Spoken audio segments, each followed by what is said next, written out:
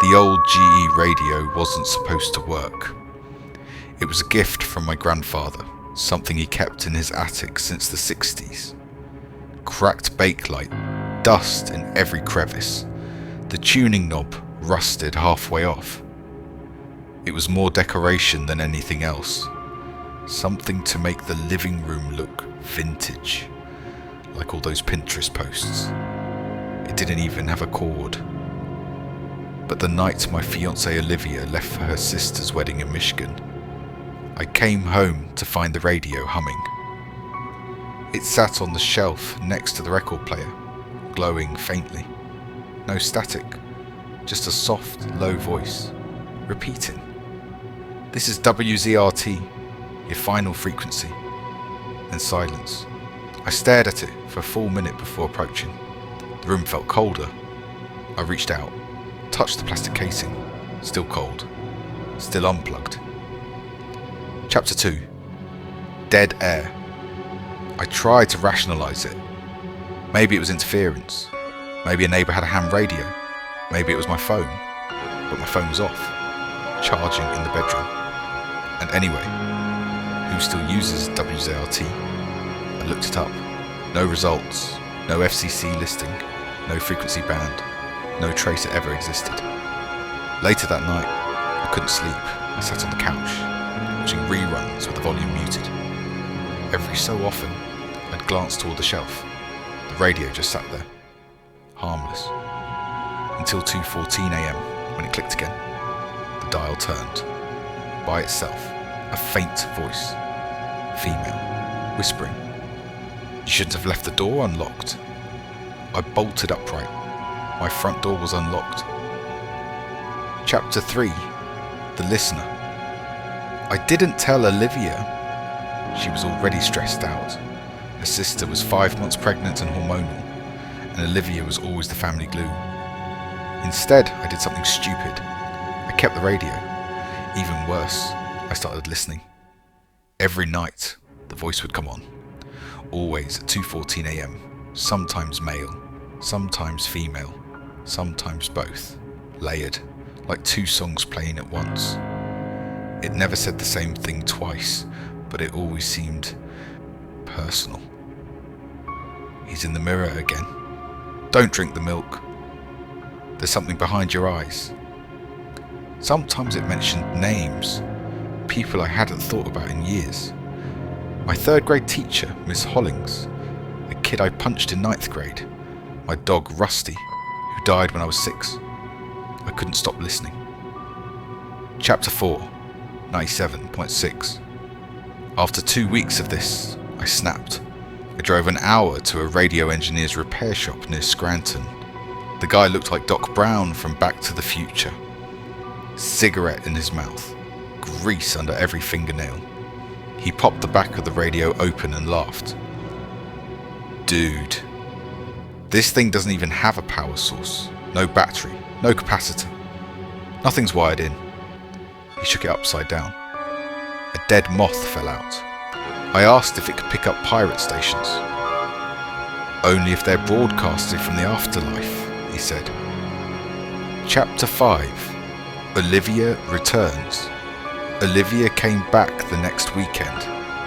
I didn't mention the radio, but she noticed me acting distant. I hadn't been sleeping. My eyes were bloodshot. My mind stuck somewhere between memories and static. We went to bed that night at 10:30. At exactly 2:14 a.m, the radio came on. Only this time, it wasn't a whisper.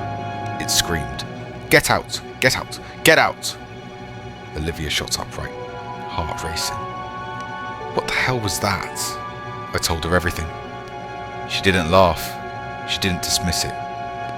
She stared at the radio and whispered, "My grandmother had one like that before she died." Chapter 6. The Broadcast. The next day, Olivia's curiosity got the better of her. She set her phone to record audio overnight. We went to bed. Nothing happened. When she checked the audio the next morning, it was 11 hours of silence, except for a blip. At 2:14 a.m, the phone picked up a whisper. not from the radio. From inside the room, it said, "She knows too much now." That's when we decided to leave. Chapter 7, Eviction. We packed fast. I booked an Airbnb in New Jersey. Before we left, I wrapped the radio in aluminum foil, stuffed it in a shoebox, and duct taped the hell out of it. But it didn't help. The night we arrived at the Airbnb, there was already a package waiting at the door. No return address. Inside the radio, tuned to 97.6. Chapter 8, Origin. Olivia started digging old radio call logs, defunct AM stations, FCC archives. She found something chilling. In 1963, there was a station called WZRT in Bucks County. The station burnt down after a lightning strike killed 2 employees mid-broadcast. Witnesses claimed they heard voices in the smoke. The station never rebuilt. The land was sold. Today, it's a Walmart parking lot. Chapter 9, Possession. The radio stopped waiting for night. Now plays randomly. It speaks when guests come over, but only I can hear it. It talks over people, interrupting conversations with vivid, disturbing commentary. Once, during dinner with Olivia's parents, it said, "Her father lies about the business trips. Check his glove box." The next morning, Olivia's mum called crying. She found a second phone.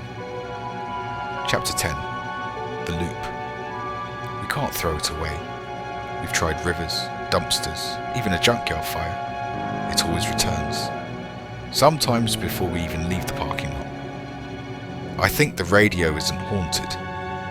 I think the radio is a door, a frequency that tunes into you, your regrets, your guilt, your worst memories, your truths. Chapter 11, Dead Frequencies. Last week, Olivia started sleepwalking. She turns it on at exactly 2:14 a.m, stands in front of it and whispers things. Names of people I don't know, dates, coordinates. I write them down. Yesterday I checked one of the coordinates on Google Maps. A cemetery in New Orleans. Final chapter, the last broadcast. Tonight, Olivia didn't come to bed.